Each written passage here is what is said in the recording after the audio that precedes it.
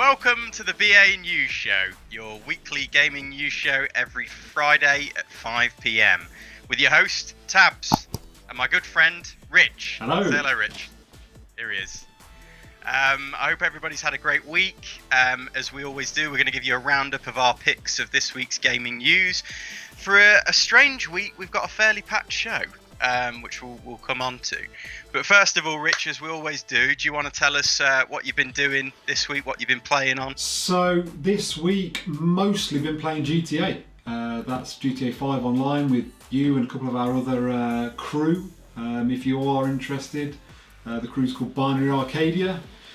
Jump on there. We had a bit of a rough show last night, didn't we, Rich? Living out our Top Gun fantasy. Well, actually, the last couple of nights, because people dropped out the previous day and yesterday, didn't they? But yeah, cool mission where we've got to go and steal a special jet. And needless to say, the hard bit of the mission we did easily, and the easy bit of the mission we just seemingly couldn't do. But yeah, it's good fun. I seemingly has lots of technical issues with the online at the moment. I'm hoping it's because of the amount of people who have uptaked from it being free. So hopefully in due course that'll be fixed. But that's all I've played. And on a side note, I will just like to say I have officially pre-ordered The Last of Us 2 as of this afternoon. So there we go. Hey! Amazing! That's brand news to me as well. Yes. So what about you, Taz? What have you been playing this week? Yeah, so as I've been banging on about in previous weeks, I'm sure the Barcadians are getting bored by now, but The Witcher 3, you know, it's a 200-hour plus game, so don't expect anything to change here. Loving it. I'm actually enjoying the card game Gwent now, which previously I kept a long barge pole between myself and it. But the game's forced my hand, and I'm actually really enjoying it. So, yeah, fully blossomed, fully immersed. Would rather be spending most of my hours playing The Witcher 3 than living real life, as any good open world game. That's a great indicator of. And then, yeah, spare time is on GTA Online with you, Rich, which, as you point out, has got plenty of flaws and issues. When you do get past all of the barriers, it's brilliant fun. But, yeah, expect a lot of problems in between. And I would like to say that actually, given the fact it's a 7-year-old game, it's such a lot of fun to play when it works. I think it really holds up well for, you know, a pretty oldish game now.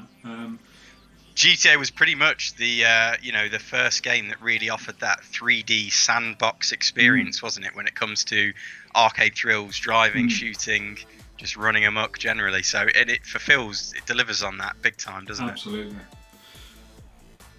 So, shall I move things on, Rich? Go for it, First mate. topic for this week. Go for it. So, a little bit of a somber start. As we know, it's been a quieter week for games than we perhaps expected it, with the PS5 reveal, set for top billing tonight, wasn't it, Rich? It was 9 o'clock. As we film on a Thursday. And of course, that was pulled by Sony for very good reason, as in the wake of, sadly, George Floyd's death, and rising concerns all over the globe, really, about racial inequality. Sony came out with a statement to say that, in a nutshell, we do not feel that right now is the time for celebration. For now, we want to stand back and allow more important voices to be heard. And pretty much since then, Rich, I think we've seen quite a few different institutions reschedule their own events.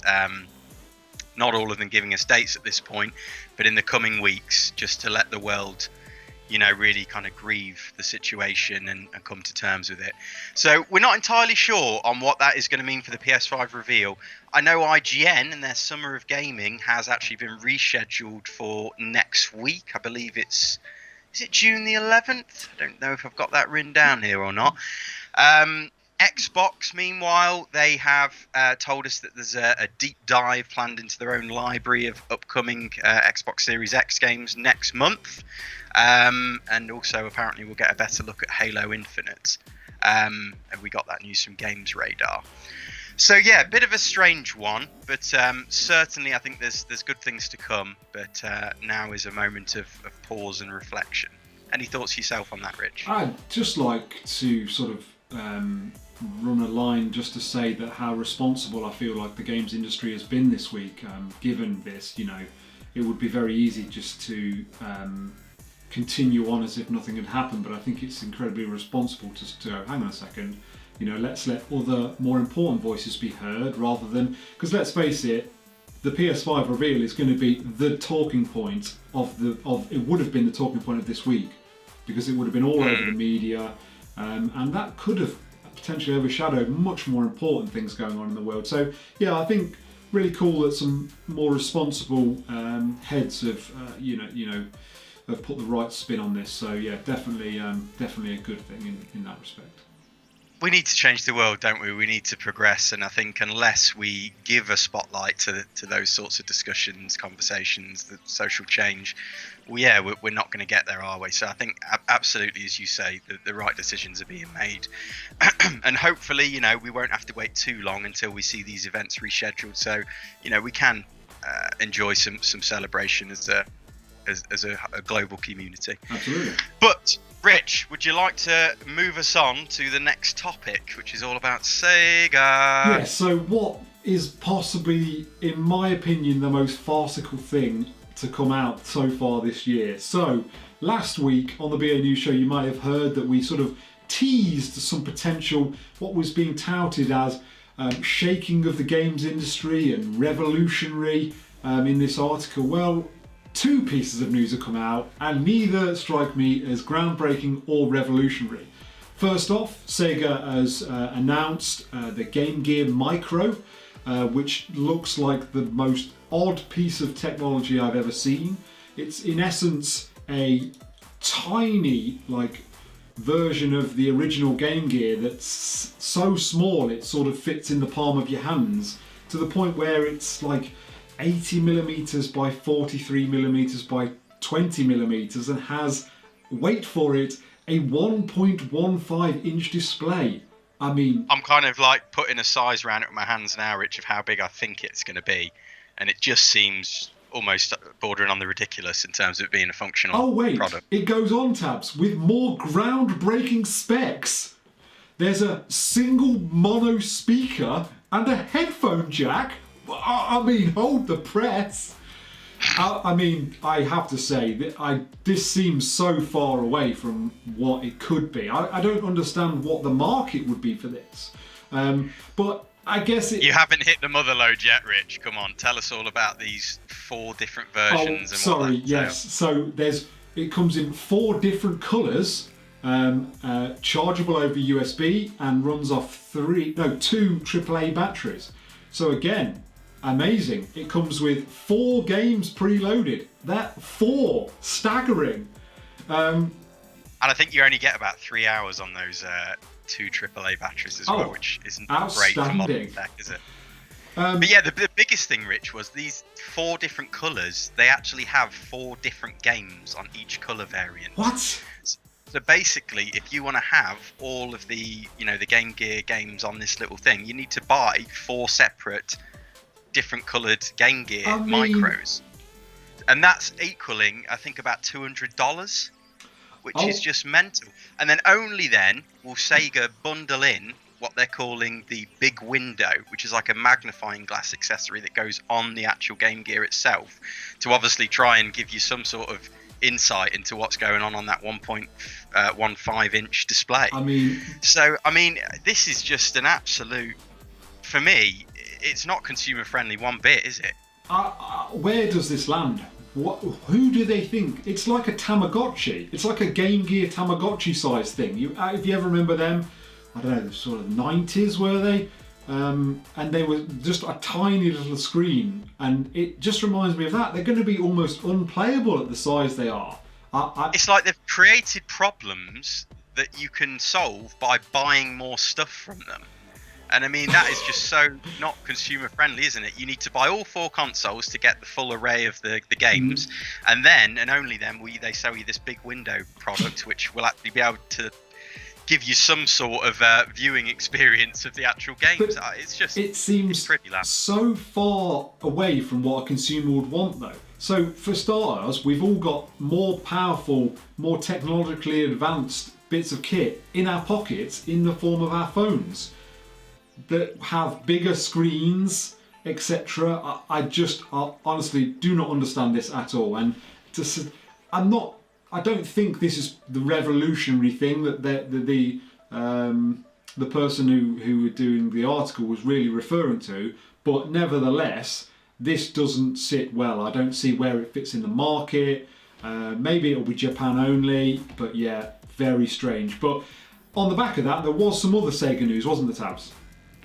Yeah, so Sega, as we're talking about, lost in the fog there in terms of their audience, perhaps. Well, it turns out that actually was this big potential mic drop moment, was what's being referred to as fog gaming or fog computing. So we got this from, I think, is it Gamatsu? So essentially they're saying fog gaming would repurpose arcades across Japan as part of the cloud, as well as channel arcade game machines, CPUs and GPUs, resulting in lower costs. So this will provide ultra low latency, and the concept is similar to fog computing. So players will be able to enjoy high quality games, and arcades would be able to make money even after business hours. So essentially, Sega seemingly propositioning this new sort of technology, which isn't so far away, I think, from cloud streaming or cloud computing, except it's called fog gaming, and I think the gist of it is, well, I pulled something from Wikipedia here. It emphasizes proximity to end users, which essentially is what allows this super low latency and bandwidth savings. So you actually get an even better, more superior experience than perhaps cloud gaming can offer, at least right now. So, yeah, I mean, what that looks like, we're not entirely sure. The details are fairly scant. I'll presume, Rich, it's going to be Japan only. You would... And it perhaps is more of a local initiative to help save what is quite a bustling arcade market, I think, over there, especially at this time in, COVID-19, where perhaps people aren't being able to get out to these arcades and they're trying to fill a void in terms of revenue. So I suppose it's interesting, Rich, isn't it, technologically speaking? Yeah, so as I understand it, they're basically going to use the computational power of all of these arcade machines, CPUs and GPUs, to create this almost spread around in terms of physical location supercomputer with some sort of mainframe at Sega that will create this sort of cloud gaming type thing, which I have to say, in terms of like technology, that's really cool, because that's something that we could see further use in the future, and especially if it's going to give some additional revenue to, arcades when they shut. They're literally the arcade machines are just sat there. So I do think that's interesting. It made me think, Rich. I mean, I don't know. Obviously, gyms. When you go to a gym, you work out on the equipment. I've always thought, can't they channel that energy that we're inputting into these machines into some national grid? Yeah, I mean, it'd be more efficient, more economical. Sort of, it's a bit like that, isn't it? Yeah, exactly. And I think on the idea is really, really cool. My underlying thoughts are how many businesses, like if that's in Japan. So from what you're saying, Japan has a much more prevalent arcade sort of like places than in this country. So like if I wanted to go to the arcade here, I'd be few and far between about where I could go to. And you've only got Time Crisis to rely on, which is probably not the most breaking tech in terms of GPU and CPU. But in terms of the idea behind this, I think this is a really cool idea. And I think if it can be used well and implemented, then further down the line, actually, this could be something that we see maybe for other companies going into, because on the premise of it, it sounds like a fantastic idea.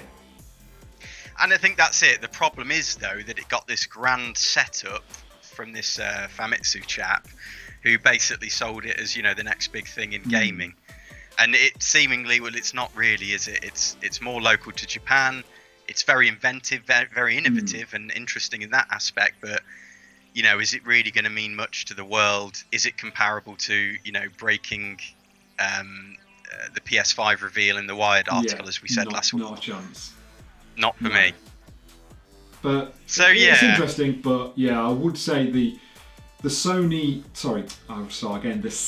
news even has fell a little bit flat for me. I was hoping for big things. I was really hopeful of a Dreamcast Mini, because I think that would be something I would really be on board with. My first really my first proper games console, I would say, and so many fond memories of games on that. So that I would have loved that, but yeah, this news is a bit flat for me. I mean, historically, you could reflect on some of Sega's decisions and how they've perhaps leading up to their demise in the console and hardware market, some out of touch decision making, and this kind of feels the same to me, Rich. Yeah, as much as I'd love to see Sega get back up on their feet in the games industry, well, this isn't the moment for it anyway. But Rich, please take us away to our next topic. So, The Last of Us 2. You heard in the intro that I've now pre-ordered The Last of Us Part 2, and I'm excited for that. I think definitely it's really the gameplay footage we've seen recently has really like spurred me on to get it pre-ordered. And we were actually speaking last night about, we thought the pre-orders had been hit significantly by all of the leaks of the story, which luckily me and Tabs for the most part have managed to avoid. I have completely, Tabs a little bit. Actually, it turns out from an interview with CNET, Sony Interactive Entertainment CEO Jim Ryan stated that demand for The Last of Us Part 2 remained extremely strong. Markets such as Europe have apparently seen levels of demand for pre-orders surpass that of Marvel's Spider-Man, which is incredible, really. So it looks like, certainly on pre-orders, this is probably going to be Sony's most successful game of this generation to date. Obviously, there's a possibility that could be then surpassed by Ghosts down the road. But yeah, really good to see that this game has got a big take-up, because, I mean, it's looking like it's going to be an incredible story-driven game, and certainly from the gameplay mechanics that we've seen that they've added and stuff, it looks like it's going to be, one hell of a ride. I think Spider-Man, Rich, sold in excess of 13 million copies. Wow. And that was the last we checked. That's probably a greater number than even that now. So if it's hitting on a par with that in terms of pre-order frequency, then that's looking great. It did surprise me. I honestly thought that it would be impacted by the leaks we saw, some of the marketing we saw coming out of Naughty Dog and Sony. I just had a feeling that perhaps they were, struggling with the response. But no, fantastic to see. I think a game seemingly with this much care and attention lavished upon it, as we've seen in these state of plays gameplay videos, it deserves to hit the market hard, and it looks like it's on to do that. So absolutely. Great stuff. And then the next topic, you put this on my did I tell you about this? No, you told me about this. I told you about the previous one. That's right. Red Dead Redemption. Apparently, big emphasis on apparently, because this is by virtue of a 4chan leak, which, as we know, Rich, is Stem Shadows again. Yeah, it's the absolute homeland for shadows in the gaming industry. According to a leaker on 4chan, a complete remake of the original Red Dead Redemption is on the cards using the Red Dead Redemption 2 engine. Which, to be fair, it's a fabulous engine, and surely it deserves a bit more mileage in terms of getting that showcase. So it's going to feature a few enhanced game mechanisms, like better fishing and hunting, as well as new missions. And apparently an announcement will be due sometime soon, with a release currently scheduled for early 2021, either Q1 or Q2. This comes from Game Rant. So yeah, I mean, it's a lovely idea. I'd love that to be the case. Red Dead Redemption, the first one, presumably that's a slightly smaller experience than Red Dead Redemption 2, Rich. So that could be something as well where they can, really make more of the game previously, and, as they say, kind of fatten out some of these mechanics from the previous game. What are your thoughts, my friend? So, as I understand it, and I missed the boat on Red Dead Redemption, the original, but as I understand it, the entirety of the Red Dead Redemption map is in Red Dead Redemption 2. And actually, where you end Red Dead Redemption 2 is almost exactly chronologically the start of Red Dead Redemption, including with the character. So actually, when you put it like that, lots of the hard work's already been done. All of the assets have already been created because the map is already there, and the engine's already there. So on the back of it, I think, well, surely this is then a no-brainer, because they can repurpose all of the stuff from Red Dead Redemption 2. They can redo all of the gameplay and stuff from Red Dead Redemption 1, which is significantly minimised by all of the work that's already gone in that they can pull from Red Dead Redemption 2. So I think this has probably a good chance of being good, being a live thing. I think there's a good chance that this is going to happen. I mean, one of my criticisms of Red Dead Redemption 2 is here that, we go. well, it was monstrous, wasn't it? There was so much going on, so much to do in the world. It was almost overwhelming. And, you know, I feel like, I presume the first one was smaller in scope. So I don't know whether you remember when you played the Red Dead Redemption 2, when you started, when you eventually got the world that was open, there was a block in the bottom left-hand corner that was like red. It was like shaded in red, and if you went into there, basically you'd get almost instantly killed. As I understand it, that area, which becomes open into normal gameplay eventually through the game, that area is where the basically Red Dead Redemption 1 takes place. So obviously that's on Red Dead Redemption 2, that's sort of the corner of the map. So, you know, it would be a much smaller experience in that respect, and maybe you would get on better with it in that respect, perhaps. Well, again, it just fits that kind of the pipeline of getting it out quicker, but they can lavish a bit more detail and on some of the existing mechanics there, fatten out some of these kind of mini games on the side, and just put it in the spotlight again. Because I would guess as well that Red Dead Redemption 2 really did take up mainstream attention, whereas the first one probably a bit less so. Yeah. Probably went a little bit under the radar compared with anyway. So yeah, it all makes, for me, commercial sense, as you pointed out, Rich. We'll just have to see if it's revealed in the coming few months. But Rich, stop us banging on. Let's wrap this one up. Do you want to finish with the next and final topic for us? Yes. So is the PS5 the pioneer of next gen? Who knows? But we'll find out, I guess, in a few months. But Epic's Vice President of Engineering has this to say, and this comes from Games Radar. The PlayStation 5 provides a huge leap in computing and graphics performance, but its storage architecture is also truly special, Penwarden said. The ability to stream in content at extreme speeds enables developers to create denser and more detailed environments, changing how we think about streaming content. It's so impactful that we've written our Core I/O subsystems for Unreal Engine with the PlayStation 5 in mind. Now that is praise indeed for the PlayStation 5's hardware and architecture. So, I mean... That last line being key, hey Rich, that last line really key. Yeah, and I think that's probably why they said a few lines along the lines of, you know, when we saw that incredible looking Unreal Engine 5 demo, you know, they said it's playing on a PlayStation 5, and there's been some snippets from Microsoft that, you know, they can't say yes or no whether the Unreal 5 engine will work on the Xbox Series X, or probably because they've not had the chance to try it more than anything. But yeah, we did put those rumours to bed though. They have come out and said that it will play fantastically on the Xbox Series X. They haven't gone into detail on the differences between the two consoles. I don't think they want to get engaged in that console war territory, as we said previously. But that there sounds like it's specifically been rewritten, or a certain part of the Unreal Engine 5, to really make use of the SSD technology specific to the PlayStation 5.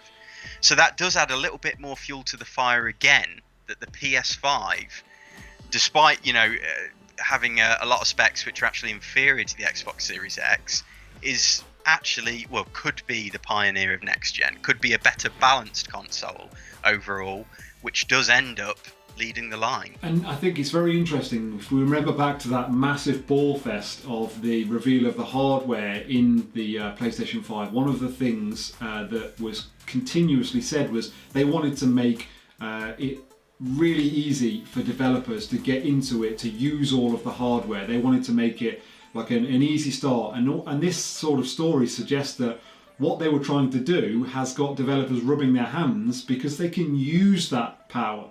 They can use that hardware to press on with what they want to do. It gives them creative freedom, and I think that's really interesting and shows maybe next gen will be incredible because of it.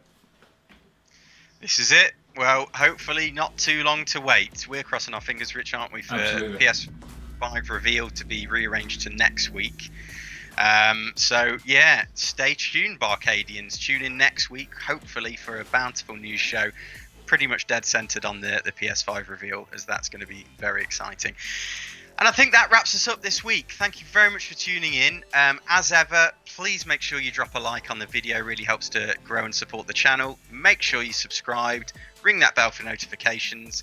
Stay engaged with Rich and I, and let us know what you think to all these topics in the comments. If you can spare us a moment, we love to chat with you guys. So yeah, that's it. That will do us. Rich, that's another one for the archives. Stamped and completed.